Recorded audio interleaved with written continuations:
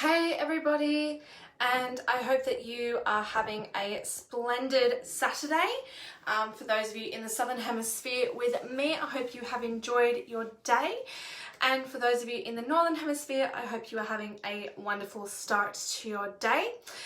So today I got to go to Gumbaya World, which is a small little wildlife amusement park here in Victoria. There are a few people there, but everyone was really spaced out that it actually felt quite quiet. So we got to see some beautiful wildlife. My brother went on a few rides, we had some lunch, and it was a really great day out. And the reason why I wanted to talk about role models is because we all have someone that we look up to. We all have someone that we admire, whether it's a celebrity, it's a sports star, it's our parents. And my question to you is, have you ever considered that you are a role model for someone?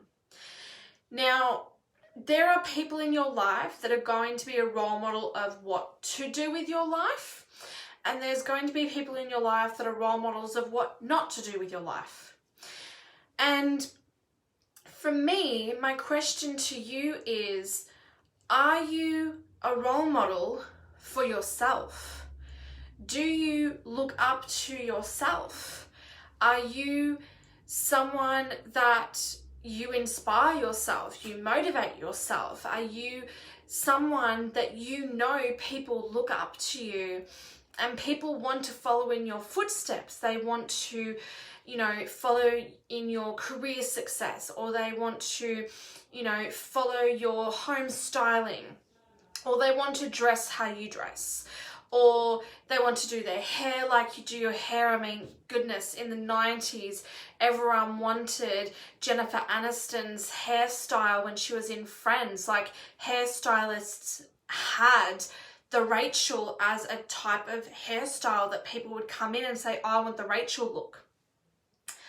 So if you were to look at yourself, who you are right now, what you do during the week, what you do on the weekend, how you live your life, are you someone that people look up to for inspiration of how to live their life?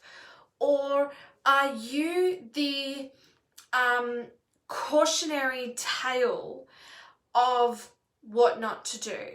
That if someone was to follow in your footsteps, they would actually be a failure. If someone was to follow in your footsteps, they actually wouldn't have a good life. And you may have to ask other people what they think about role models and you. And some people will say to you, yeah, you are a role model. You inspire people, you motivate people, you encourage people, you help people to make the necessary changes in their life to be the best version of themselves. Or they might be like, what do you mean by are you a role model? Like, they might want to try and skirt around the topic because they don't know how to tell you without hurting your feelings that you're not someone that people would look up to. Like, some people would look up to Donald Trump, some people would think Donald Trump is an idiot. And there are some people that might look up to you, and some people might think that you're an idiot. Some people would, want to follow in your footsteps because you are successful and you take action and you make things happen and you get results. And other people may decide to take inspiration from you, but to do the opposite of what you do. Because if they do the opposite of what you do, then they'll be successful. So you can be a good role model. Your story is not written until you're dead and buried. So there's always the opportunity to change and to be a role model that people do look up to, that you do inspire people to be the best version of themselves by following in your footsteps. You do motivate and encourage people, and people can follow you because you are successful, because you do take the action and you do make things happen and you do get results. So what things need to change for you to be the role model that people look up to? So as you can see, I'm not wearing makeup. As you can see, my face is all sorts of crazy. I'm taking my antihistamines, I'm wearing my Sudocrem, I'm not going to be wearing makeup. I'm pulled back from all of my skincare products. I'm just going to be so gentle with my skin. And I choose to be open, honest, real, and raw. And I choose to be transparent. And some of you are going to be like, oh my gosh, like, what is she doing? Even doing a live without makeup? Like, oh my gosh. And then others of you that are watching are going to be like, oh, thank gosh, someone willing to do a Facebook Live without like a full face of makeup, because you don't wear makeup. So for some of you, you're listening to what I'm saying and you're like, she doesn't know what she's talking about. And then there's other people, others of you beautiful people, that are going to listen to me, and it's like, oh, finally, there's a real person on Facebook. Finally. So when it comes to being a role model, that people follow you, that people do want to do what you do, that people do want to walk your walk, and people do want to talk your talk, and people do want to copy you because you are successful. You have to be open and honest. You have to be real and raw. And you have to be transparent. There's going to be days where your skin is absolutely amazing and it's fabulous. And there's going to be days where your skin is just like, yeah, I'm not coming to the party today. I'm out to lunch. There's going to be days where you are on top of the world. Everything is amazing. And then there are going to be, it's just not your day. It's just not your day. But you still show up, because it's not all unicorns and rainbows. There's all colours. And life is crazy. That's one thing.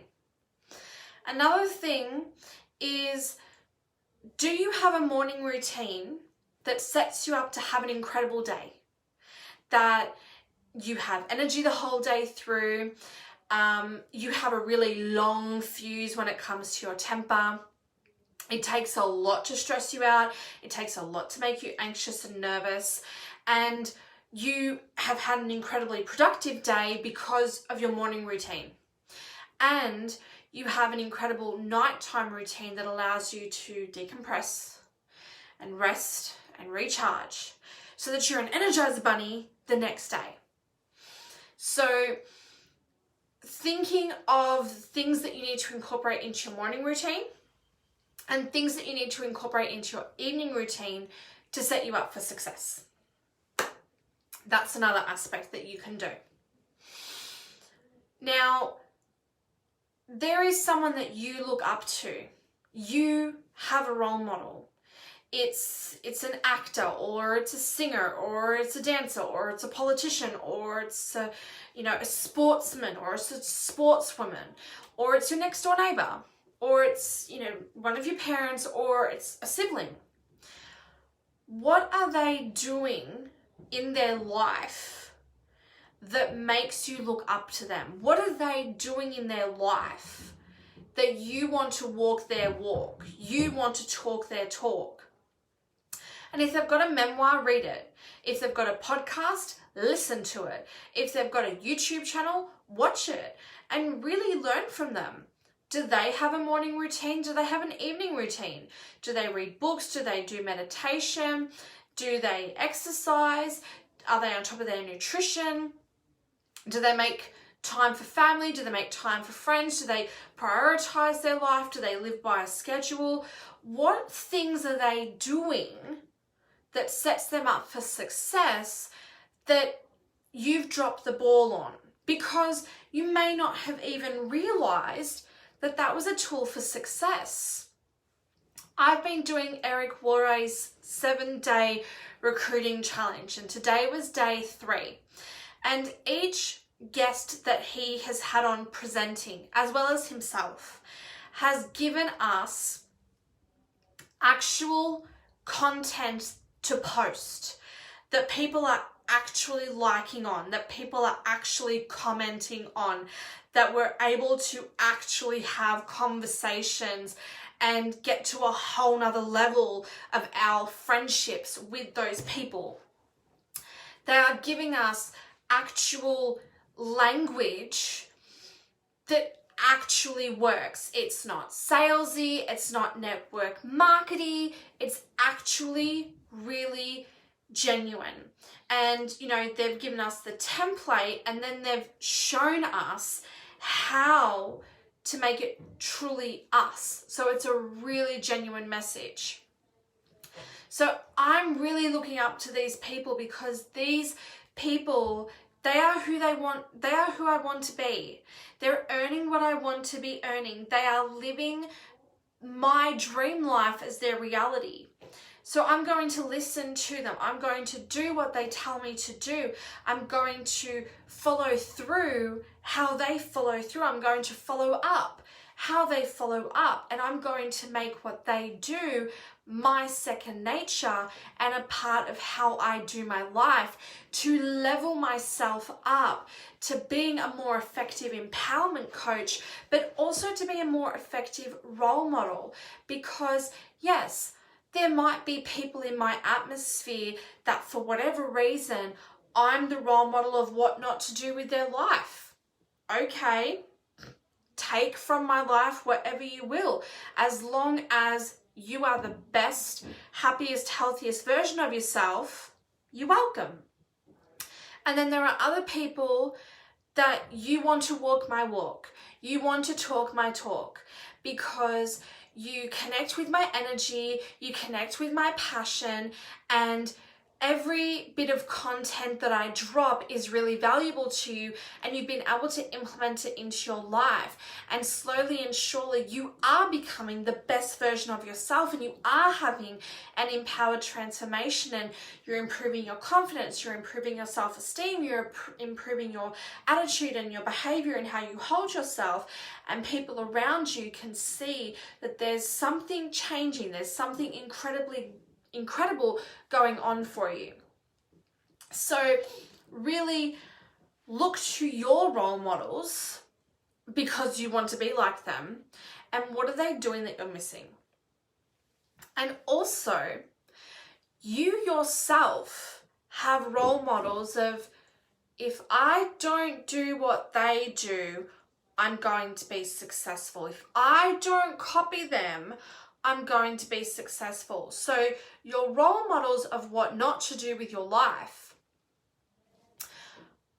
really look at what they're doing, how they talk, how they act, how they hold themselves, how they view the world.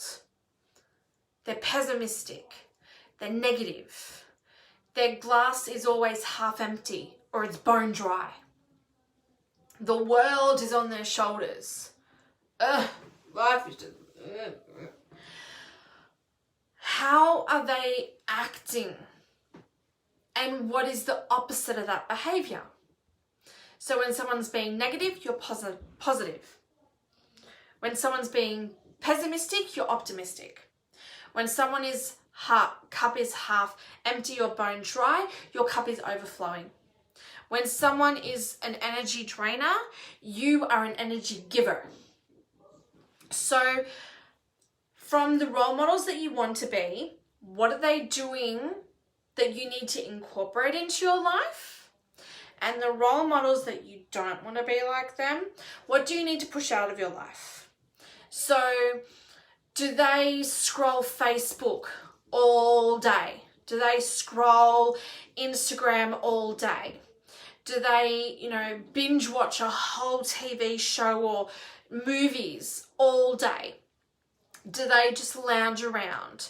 their house is a mess, their life is a disorder. What are they doing that's not serving them to be the best version of themselves? And the role model that you do want to be, what are they doing to be the best version of themselves?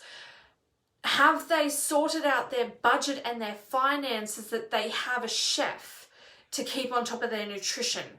Because that's the area of their life they struggle with. Have they sorted out their finances to have a housekeeper? Because keeping the house neat, tidy and organised is the area they don't do so well in. Have they put their finances in order that they have an accountant or a financial advisor that helps them have different streams of income that allows them to have every area of their life under control? Do they meditate? Do they exercise? Do they read books? Do they listen to podcasts? Do they watch inspirational YouTube videos? Are there certain things they don't do? Like, they don't have time for negative people. They don't have time for pessimistic people. They don't have time for people who are energy drainers. They don't have time for things that don't serve them. The role models that you want to be, what do they do? How do they live their life? What is allowed in their atmosphere that makes them successful? And what things is just no, it's not in their atmosphere. It's not allowed. Find out what their non-negotiables are. A lot of successful people, it's a non-negotiable that their day starts at 4:30 or 5:30 in the morning. There's a lot of very wealthy people that are members of the 5 a.m. club. No ifs, no buts, no two ways about it. They're up and out of their bed at 5 a.m. And a lot of successful people, they have a very structured morning, they have a very structured day, they have a very structured night, they have a very structured week, and they have a very structured weekend. And how they have fun within the structure is the meals that they eat, or the people that they dine with, or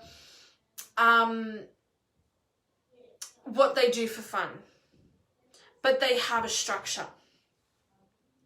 So I would love for you to have a sheet of paper that you fold in half, so you've got two sides of this page, and on the left side of the page are good habits that are serving you, that are making you the best version of yourself. And on the other side, bad habits. You know they're not serving you. You know that they are draining you of energy.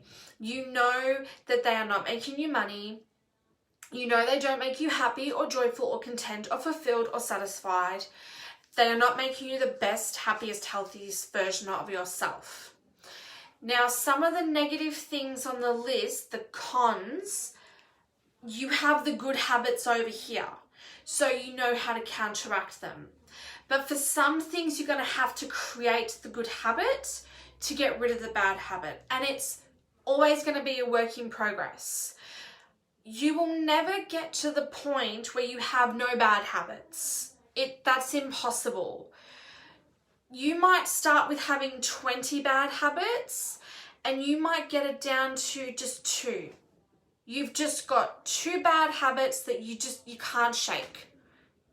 It's just part of you. And in the grand scheme of things, they're like little bad habits that it's no big deal. But the major bad habits, you can get rid of them. And, bad habits could be snoring, or,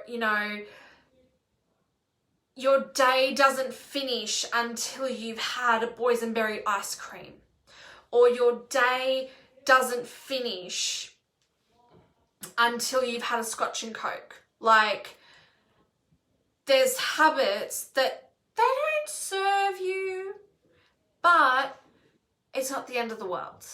Like, they're not that big of a deal. Little things like that. But then there's, bad habits like, wasting a whole day on Netflix, or, wasting a whole day sleeping, or wasting a whole day playing video games, unless you get paid for that, because there are professional video game players.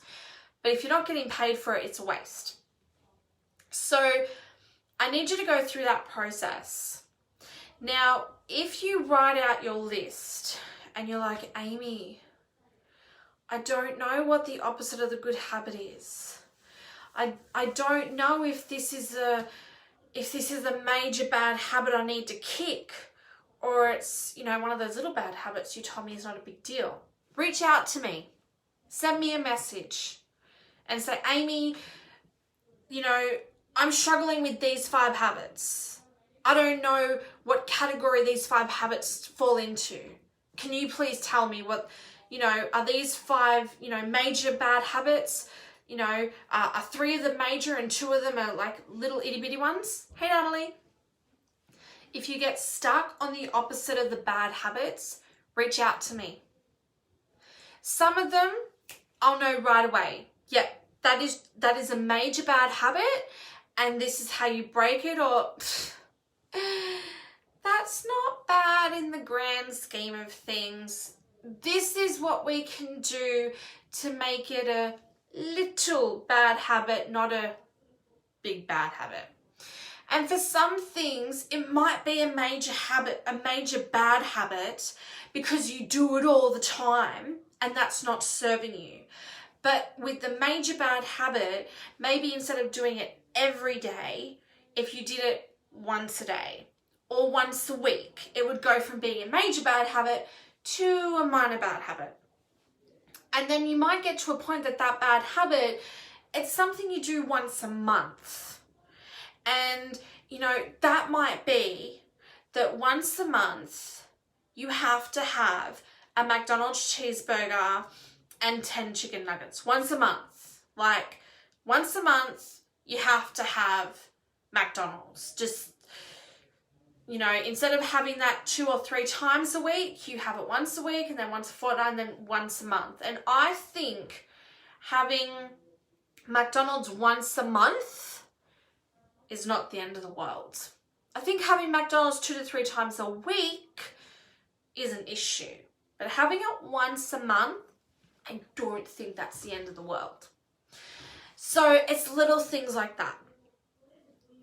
I have been reading The Path of Least Resistance, and smoking is one of those things that you have to make the fundamental inner core decision that you're a non-smoker. It's not something that can be forced upon you, and no program is going to work on you unless you are internally at your inner core a non-smoker. So that's the process all onto itself of reducing your cigarette intake, and that's something you have to really decide within yourself. You can't just be like, oh, smoking's not good for you, I should cut it down.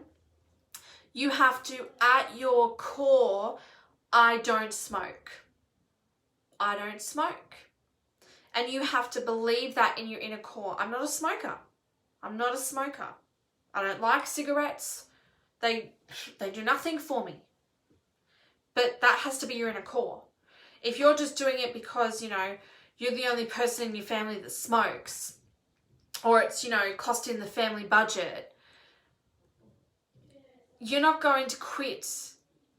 And if it's forced upon you, it's not going to be a long-term change. But when you change your core, that's when you have the success. So with those bad habits, you have to ask yourself, why are you doing them? And that's another challenge. If you write out the list and you're like, Amy, I don't know why I do them. I just do them. Reach out to me and we'll go through those bad habits. And I will be able to do an exercise with you that will actually be able to break through and figure out why you're doing your bad habits. And we'll actually be able to create a strategy together of how you create the good habit at your inner core. But you have to reach out, because everyone's bad habits are different. For some people, that's a bad habit. For other people, that habit is not even a part of their atmosphere. They wouldn't even think about it. It's just not something that even bothers them. So you have to reach out to me if you are struggling. and you want to have that breakthrough yourself. Now, I hope that you got incredible value out of tonight's session. I always value and appreciate our time together. Whether it is the end of your day or it's the start of your day, I really do appreciate you taking out time to be with me. As you know, I never pre-plan the next day's session, so I do look forward to what we discuss tomorrow. So you have your homework. I'm really looking forward to helping those of you that feel a bit stuck and you do want to have that breakthrough of getting rid of the bad habits and developing the good habits. The decision is all up to you. I look forward to seeing you tomorrow night. You're welcome, Natalie. I look forward to seeing you tomorrow night, 7:30 Australian Eastern Standard Time. For those of you that are doing the Power Talk meditation, I will see you tomorrow morning, 6 a.m. Australian Eastern Standard Time. Enjoy the rest of your evening for those of you in the Southern Hemisphere with me. Enjoy the rest of your day for those of you in the Northern Hemisphere. And I will see you tomorrow night. As always, be safe, be well, much love.